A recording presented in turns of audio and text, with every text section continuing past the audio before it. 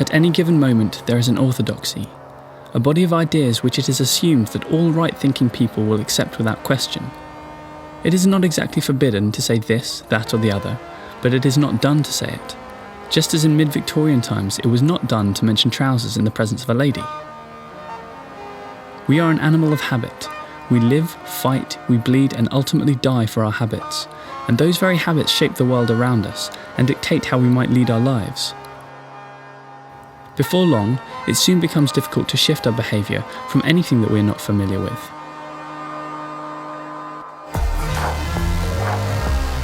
This is a film about you, me, and the routine of obedience. It is an attempt to show what it means to be obedient in a time where our habits will ultimately shape a world in which we will no longer wish to live.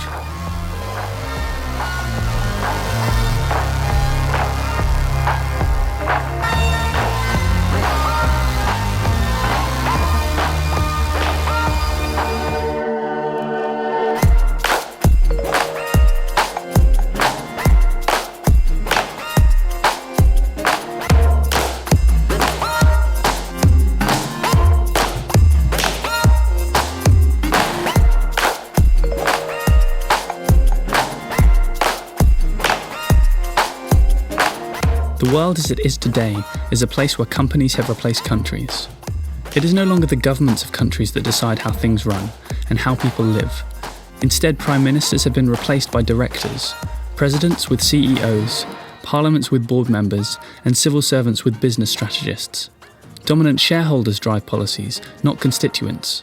Former world leaders leave administrations to return to work for banks or giant investment firms, whilst we scout for the next generation of politicians from successful corporations, as if to imply that running a profitable company is like representing and deciding how people are to live their lives.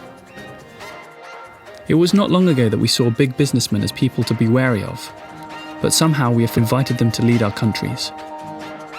We unite behind brands, behind celebrities rather than behind nations. We have become more than nation states. We are corporation states. But how did this happen?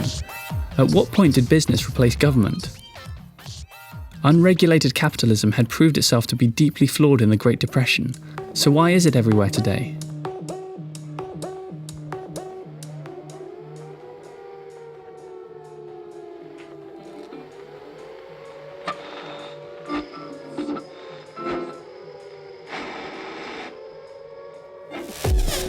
The war effort in the 1940s created a demand for big business to manufacture bombs, tanks, aircraft, and all manner of other war materials.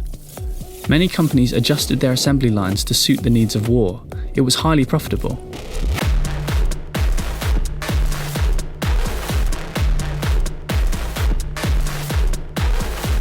The war also unleashed radical new forms of mass propaganda that made it possible to engineer public opinion. There were revolutions in radio, cinema, photography, cheap mass publications and graphic art. This new propaganda exploited recent understandings of mass psychology and its pioneers like Sigmund Freud. Their works became the basis of communication and how individuals would interact with each other.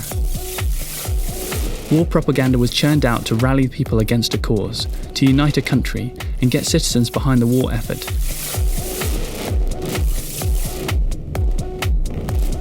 As the war persisted, corporate profits boosted the US economy, and people began to readdress their criticism of the capitalist system. But the war also destroyed long-held values and self-perceptions that had once characterized contemporary life. It replaced them with fear, distrust, and the hedonism of the consumer society. Before the 1940s, there existed many mass movements enraged by the abuses of business.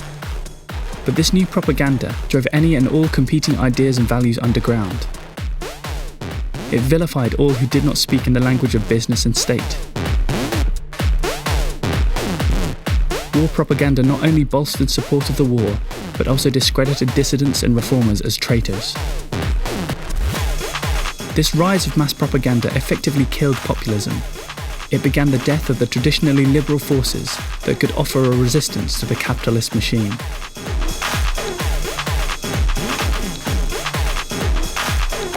For this mass propaganda to work, the state could not do it alone. They hired corporations to help them talk to the people.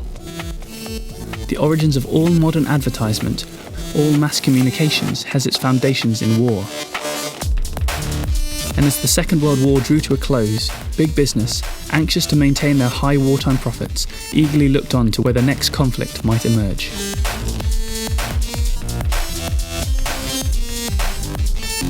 To ensure financial security during the Cold War, giant US corporations began to split their manufacturing lines throughout the US to provide as many jobs in as many states as possible. In this way, they had a powerful influence over the government. No member of Congress would risk action against a corporation that provides a high number of jobs to people in their constituency for fear of a voter backlash. So these businesses could essentially control the way in which Congress would make decisions and choose how policy would be made to favour a corporate profit.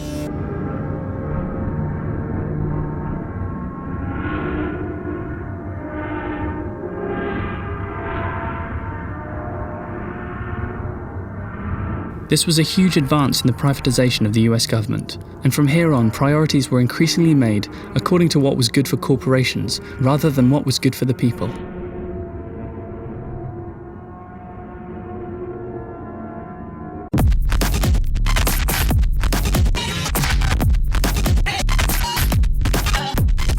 Government media began to be replaced with corporate media. The quaint literary serials, local reports, town debates, and other forms of popular expression vanished from newspapers. It was replaced by celebrity gossip, the new angry rhetoric of the Cold War, and nationally syndicated columns. Papers became commercialized and centralized. The business of mass propaganda also brought in vast sums of advertising revenue to the media, but corporate and government propaganda narrowed the parameters of acceptable debate. It began the consolidation of the press by huge companies that would end with nearly everything we see, hear and read disseminated from roughly half a dozen corporations.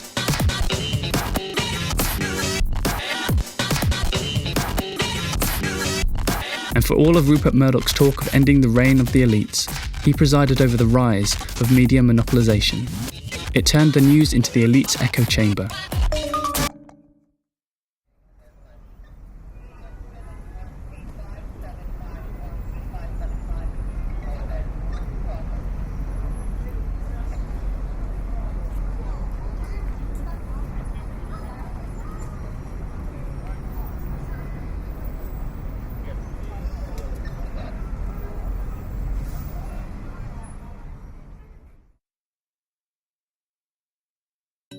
Today, the privatization of government functions is enormous. In the United States, there are 18 military and civilian intelligence agencies, and 70% of their combined budget is outsourced to corporations.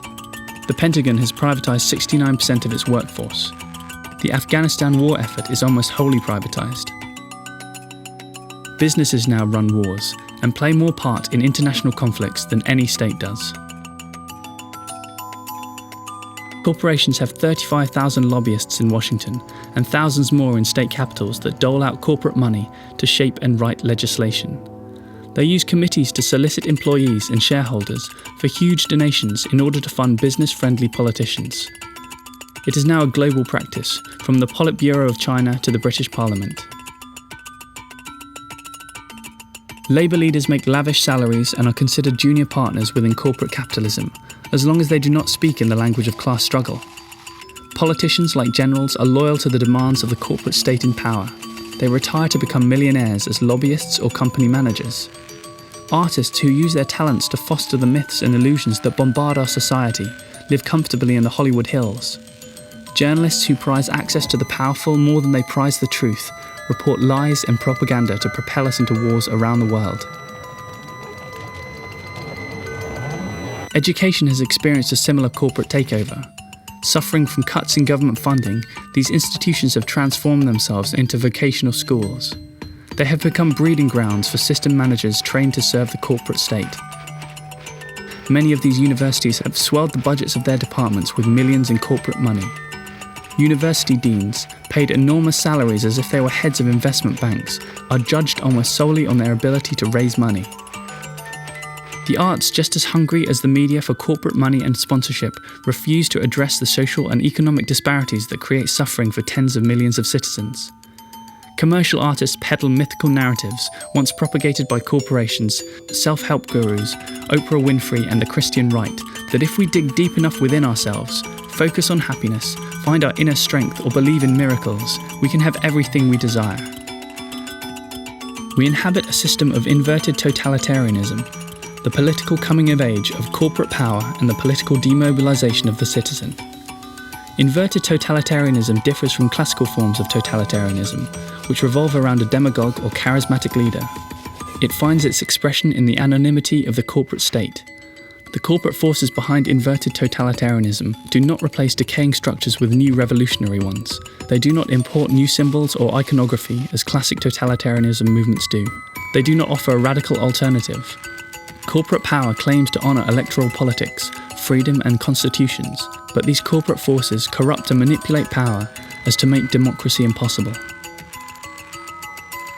We have yet to fully grasp that corporations are not concerned with the common good. They exploit, pollute, impoverish, repress, kill and lie to make money. They throw poor families out of homes, let the uninsured die, wage useless wars to make profits, poison and pollute the ecosystem, slash social assistance programs, gut public education, trash the global economy, plunder the government treasuries and crush all popular movements that seek justice for working men and women. They worship money and power. Capitalism is a revolutionary force that consumes greater and greater numbers of human lives until finally it consumes itself, leaving nothing but a dead zone.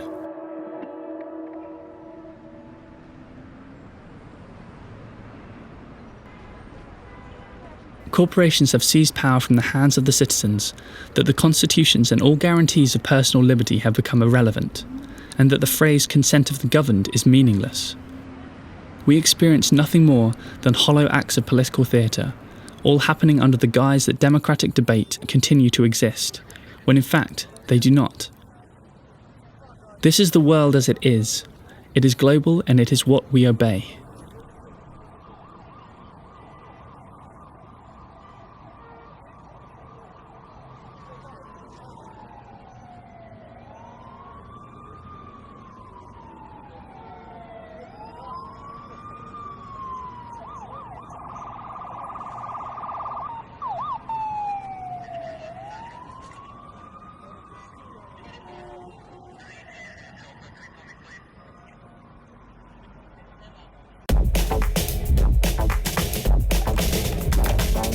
The vague and unspecific promise of a better tomorrow is all that politicians have left to offer. It is only with this system of unfettered capitalism that they promise us the brighter future that awaits us, our brave new world. This is the future of the current system. This is the future of obedience.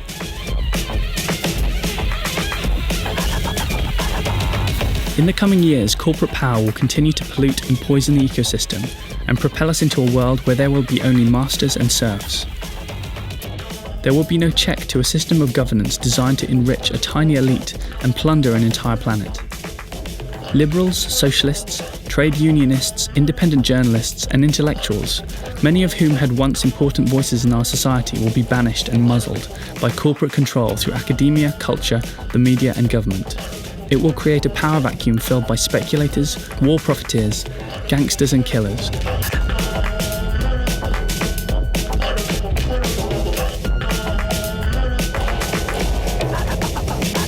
The patriotic citizen, plagued by fear of job losses and possible terrorist attacks, will give their support to widespread surveillance and the militarized state. Military and intelligence agencies will be held above government, as if somehow they are not part of the government. The most powerful instruments of state control will effectively have no public oversight. The money that could be used to house and provide food and health to millions will be channeled to the development of increasingly sophisticated weaponry, like drones or AGM-144 Hellfire missiles, which suck the air out of victims' lungs. And yet the civic, patriotic, political language we will use to describe ourselves will remain unchanged. We will find our collective identity in the same national symbols. We will continue to deify our nation's founders, our leaders from history, but the countries we celebrate will become illusions. They will not exist.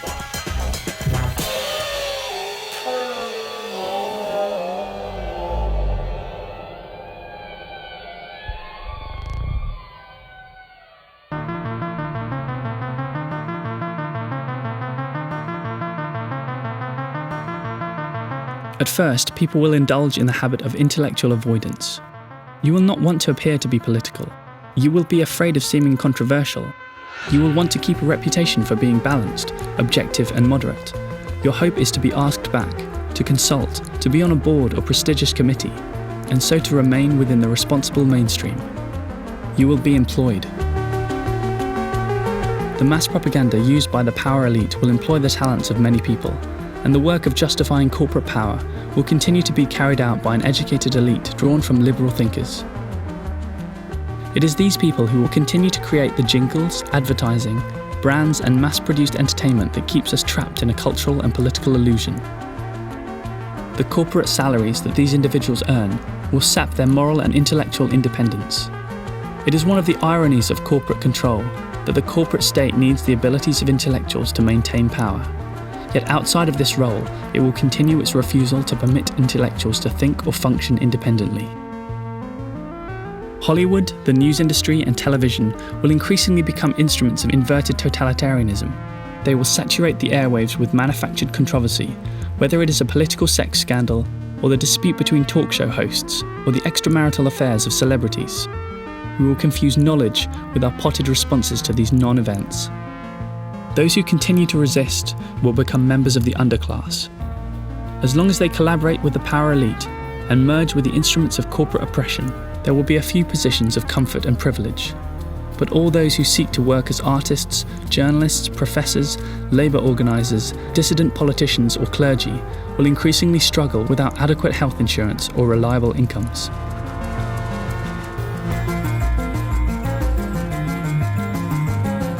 Newspapers and print culture will disappear completely, supplanted by the blogosphere, the social media universe, and interactive television.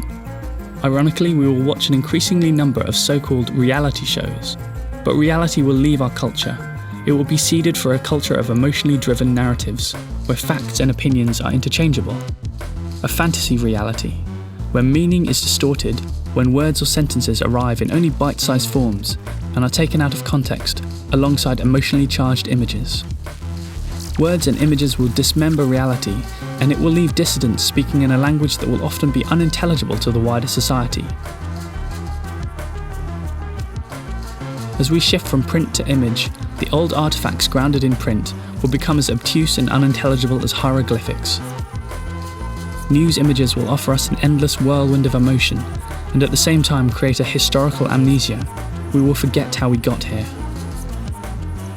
A populace entranced by these fragments, pictures, videos and spectacles, a populace that can no longer find the words to articulate what is happening to it, is cut off from rational discourse. We will express our reality through the use of selected and isolated facts, half-truths or lies that do not make sense. Illusion will become true.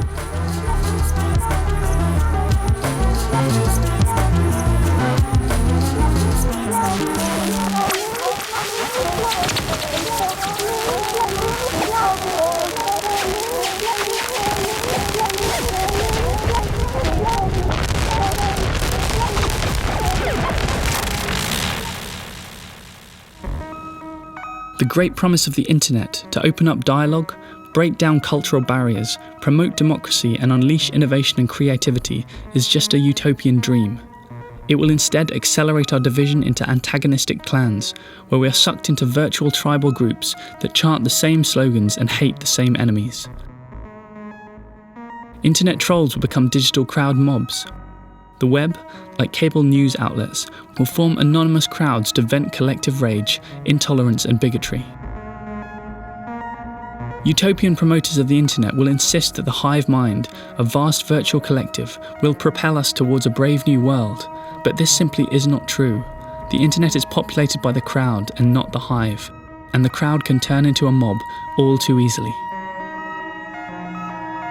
The internet will starve professional critics and artists. The only journalism and art that will endure will be that which draws advertising. The only income left for most of those who create will be earned through the self-promotion and the orchestration of celebrity.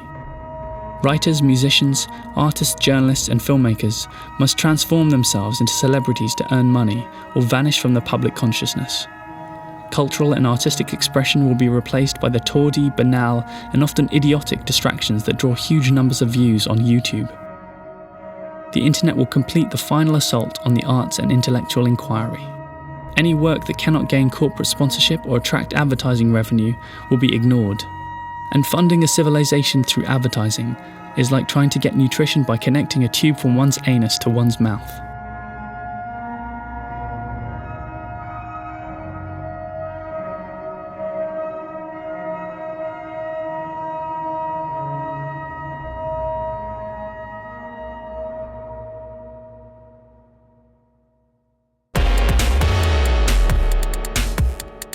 Ordinary citizens will increasingly suffer, and people will get scared.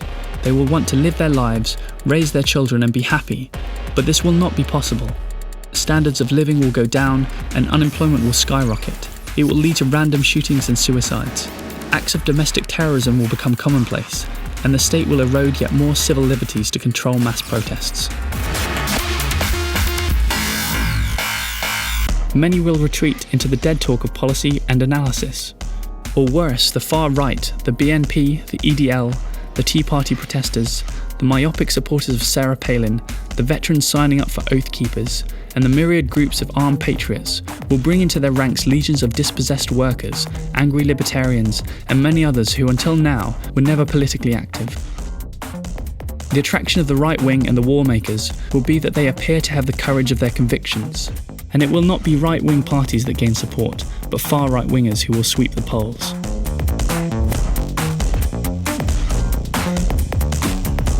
Eventually, it will only be a matter of time before an honest, charismatic figure arises, and people's frustration and disillusionment, their justified anger, and the absence of any coherent response will lead them to this person. All he or she need believe is that there is an enemy, someone to blame. These movements will eventually mutate into full-blown fascist movements. We will be told that we have to defend ourselves and the honour of the nation.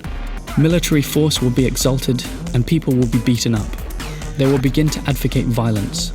The deterioration of political systems will generate resentment. The resentment against the disenchanted secular world will find deliverance in the ecstatic escape of unreason.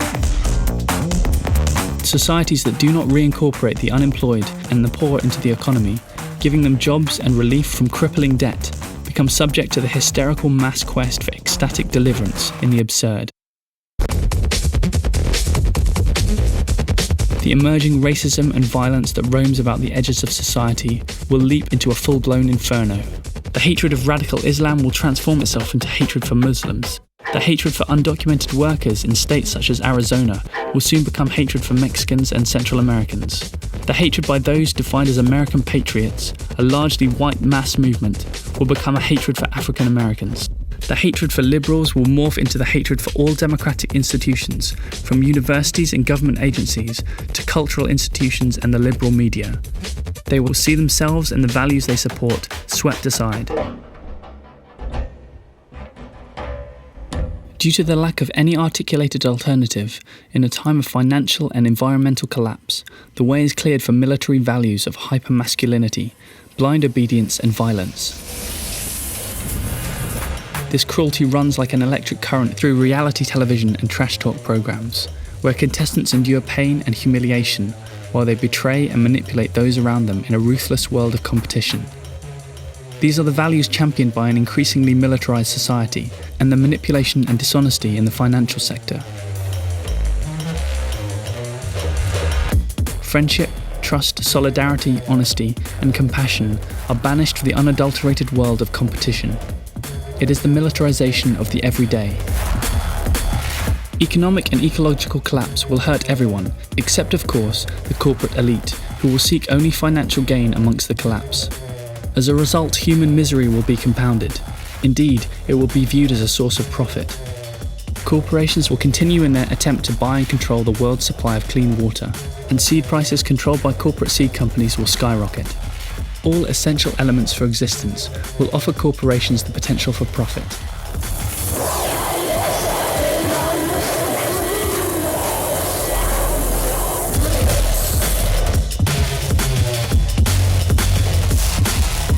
And the demand for capitalist expansion, in a time of growing scarcity and environmental collapse, means that we will endure harsher forms of abuse and repression.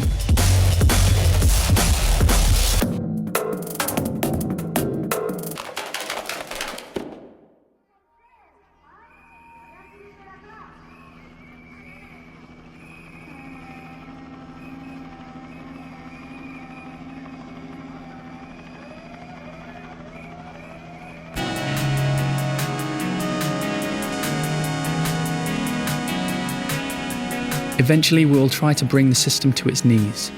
But we will realise ourselves as political beings too late. We will understand too late the dynamics of capitalism and human evil. We will realise too slowly that we must challenge every level of management.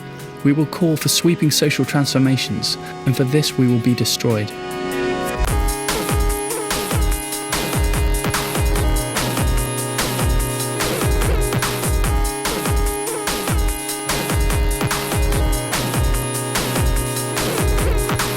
As communities fragment under the weight of internal chaos and increasingly dramatic changes caused by global warming and economic despair, they will face a difficult choice.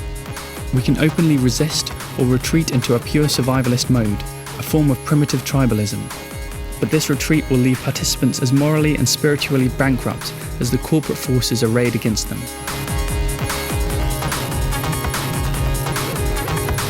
And the elites that successfully convinced us that we no longer possess the capacity to understand the truth or to fight back against the chaos caused by economic and environmental catastrophe will use their resources to create privileged little islands where they will have access to the security and goods denied to the rest of us. The masses may periodically strike out with blind fury against increased state repression, widespread poverty, and food shortages, but they will lack the ability and self-confidence to challenge in big and small ways the structures of control. The fantasy of a widespread popular revolt is just that, a fantasy.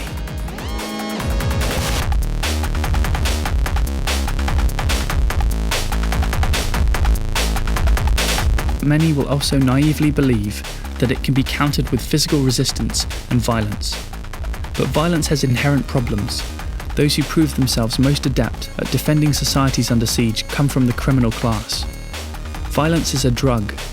Those most addicted to violence are those who have the access to weapons and a hunger for force. And killers rise to the surface of all armed movements, even those that could be defined as just, and contaminate them with the intoxicating and seductive power that comes with the capacity to kill and destroy. You pit monster against monster, and the sensitive, the humane, and the gentle, those with a propensity to nurture and protect life, are pushed aside and often murdered. It is a romantic vision of war and violence that is put forth by mainstream culture. Those who resist with force cannot hope to defeat the corporate state. They will not keep alive the cultural values that must be sustained if we are to have a future worth living. Armed resistant movements are always mutations of the violence that spawned them. Sometimes it is, of course, unavoidable, but violent response to repression, whether it achieves its goals or not, is counterproductive. Violence must be avoided, although finally not at the expense of our own survival.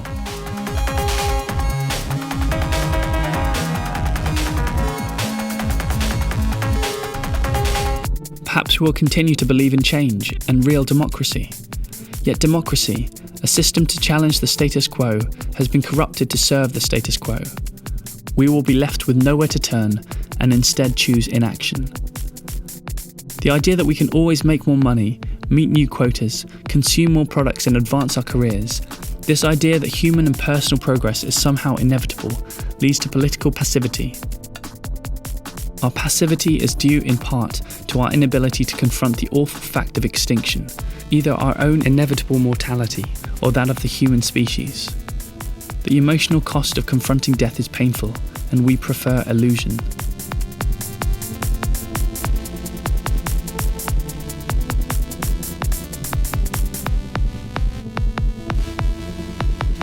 The election and re-election of Obama was one more triumph of illusion over substance.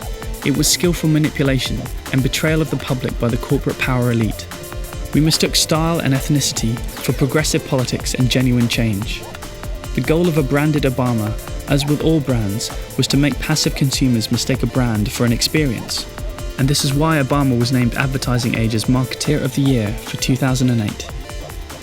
Passivity permits societies to transfer their emotional allegiance to the absurd and ignore real problems. It exacerbates despair.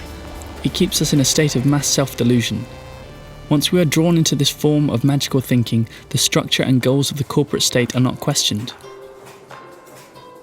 This magical thinking, coupled with its bizarre ideology of limitless progress, holds out the promise of an impossible, unachievable happiness. It has turned whole nations into self-consuming machines of death.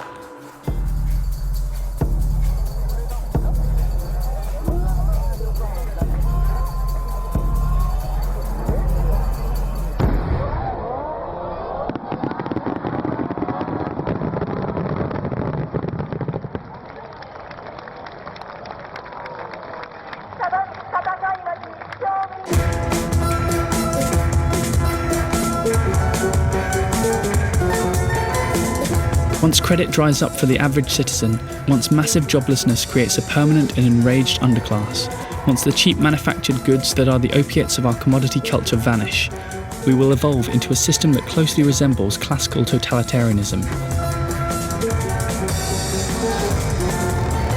Cruder and more violent forms of repression will be employed as the softer mechanisms of control favoured by inverted totalitarianism prove useless. The huge bureaucracy that sustained the empire will cease to function as communities collapse into localised enclaves. The great monuments of capitalism, like the abandoned temples of past civilizations, will stand as deserted relics of a lost age as the world alters drastically around them. Some of us will build small, self-contained structures, ones that do as little harm as possible to the environment, and try to weather the collapse. Those who survive will need isolated areas of farmland distant from urban areas. The cities will be like deserts, and violence will spread out across the urban landscape as produce and goods become prohibitively expensive, and state repression becomes harsher and harsher. The giddy, money-drenched choreographed carnival, the petty spectacle of politics will divert our attention from the collapsing world around us. The glitz and propaganda, the ridiculous obsessions imparted by our electronic hallucinations, and the spectacles that pass for political participation will mask the deadly ecological assault by the corporate state. We will convince ourselves that global warming never existed, or we will concede that it exists but insist we can adapt. Both responses will satisfy our mania for eternal optimism and our huge reckless pursuit of personal comfort. And all around us the natural world will change.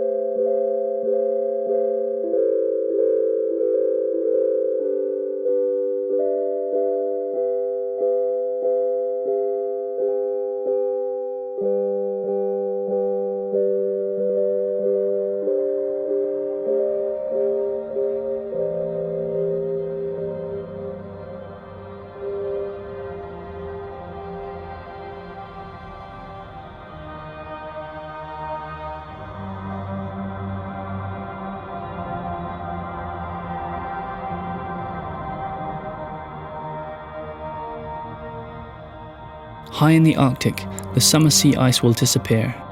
The dark water that remains absorbing more solar radiation than reflective white ice, significantly increasing the rate of global warming. The Siberian permafrost will disappear, sending up plumes of methane gas from the underground.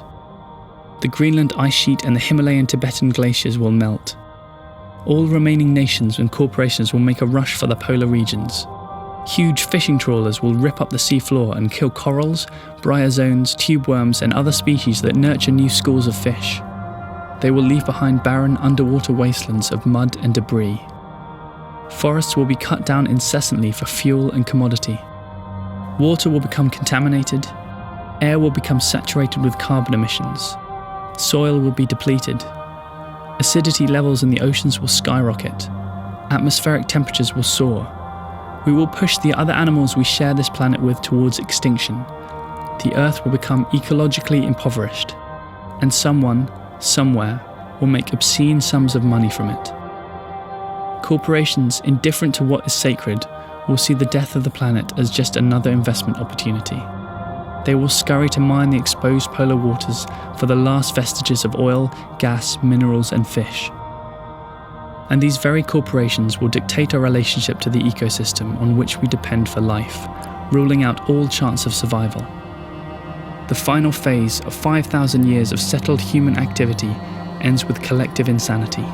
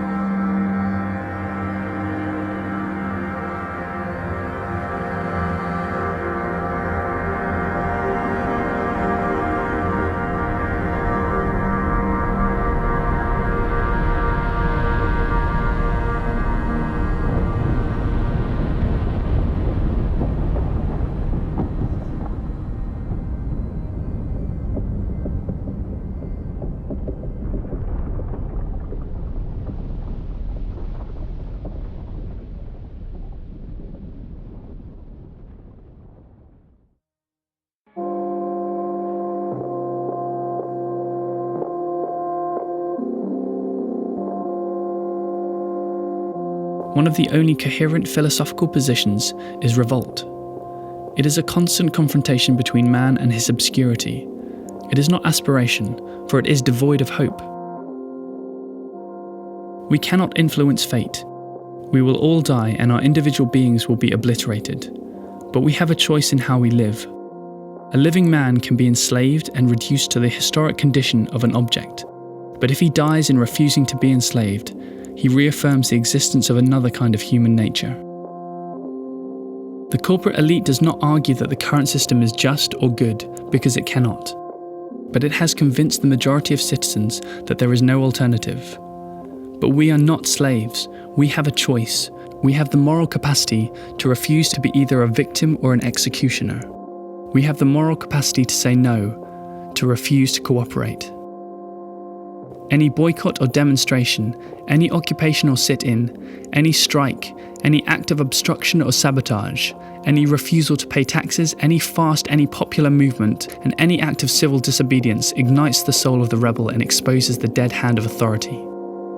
But we can no longer seek to reform a broken system. Let the empire collapse. Sometimes we must die to be reborn, and if it's broken, break it in half.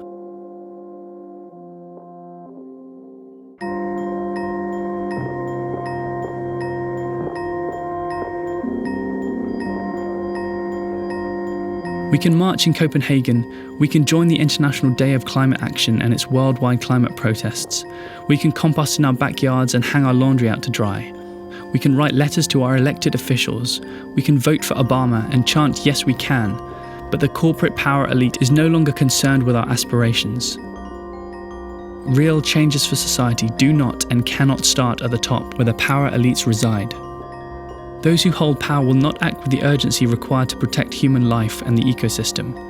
Decisions about the fate of the planet and human civilization are in the hands of moral and intellectual ogres. These political and corporate masters are driven by a craven desire to accumulate wealth at the expense of human life. The leaders of these corporations now determine our fate. They are not endowed with human decency or compassion, yet their lobbyists make the laws. Their public relation firms craft the propaganda and trivia pumped out through systems of mass communication. Their money determines elections. Their greed turns workers into global serfs and our planet into a wasteland. As climate change advances, we will face a choice between obeying the rules put in place by these corporations and rebellion. Those who work human beings to death in overcrowded factories in China and turn the Gulf of Mexico into a dead zone are the enemy. They serve systems of death. We cannot appeal to their better nature. They have none.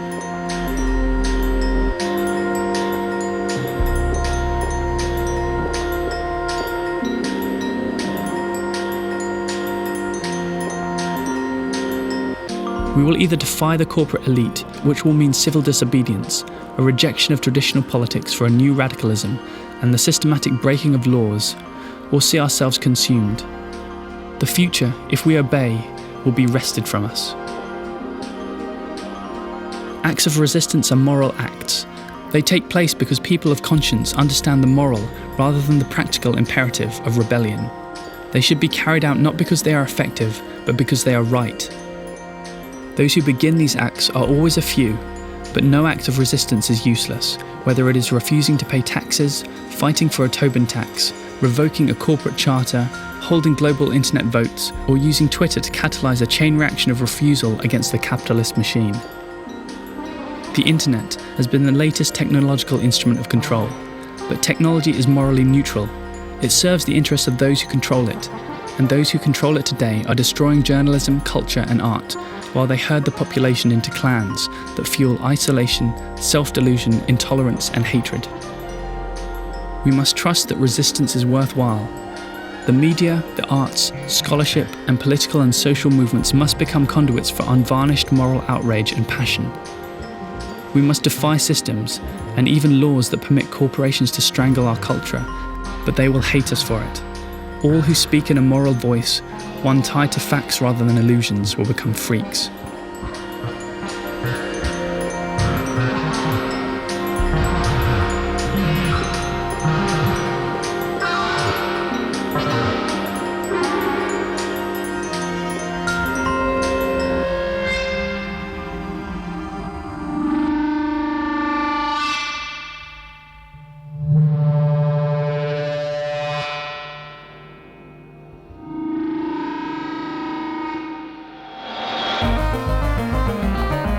Culture, once it no longer values truth and beauty, condemns its most creative and moral people to poverty and obscurity. And this is our destiny. The corporate elite will label us the enemy. They will condemn the rebel as impractical. They will dismiss the stance as counterproductive. They will chastise the rebel for being angry. They will use the hypocritical language of compromise, generosity and understanding to argue that we must accept and work with the current systems of power. But the rebel is not concerned with self-promotion or public opinion.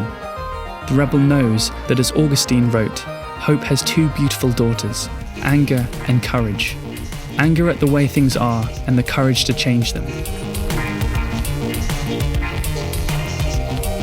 This defiance, this capacity to say no, is what mass culture and mass propaganda seeks to eradicate. As long as we are willing to defy these forces, we have a chance. If not for ourselves, then at least for those who follow. Acts of rebellion permit us to be free and independent human beings. But rebellion is not the same as revolution. Revolution works towards the establishment of a new power structure, and we cannot repeat the mistake of revolution. Rebellion is about perpetual revolt and permanent alienation from power, and it is only in a state of rebellion that we can hold fast to moral imperatives that prevent a descent into tyranny.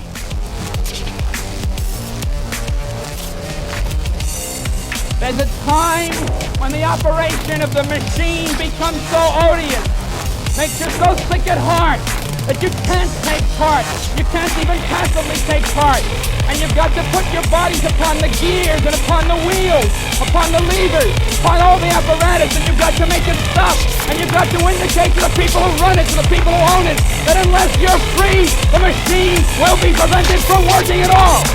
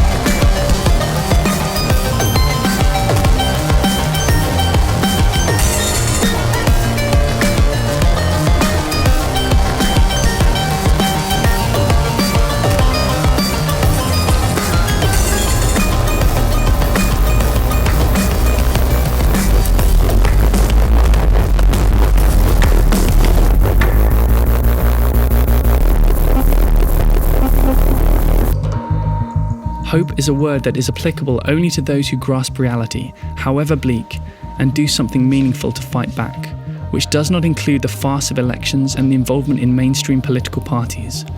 Hope is about fighting against the real forces of destruction, not chanting "yes we can" in rallies orchestrated by marketing experts, or just begging Obama to be Obama. Hope in the hands of realists spreads fear into the black heart of the corporate elite. But hope, real hope, will remain thwarted by a collective self-delusion unless we choose it to be otherwise.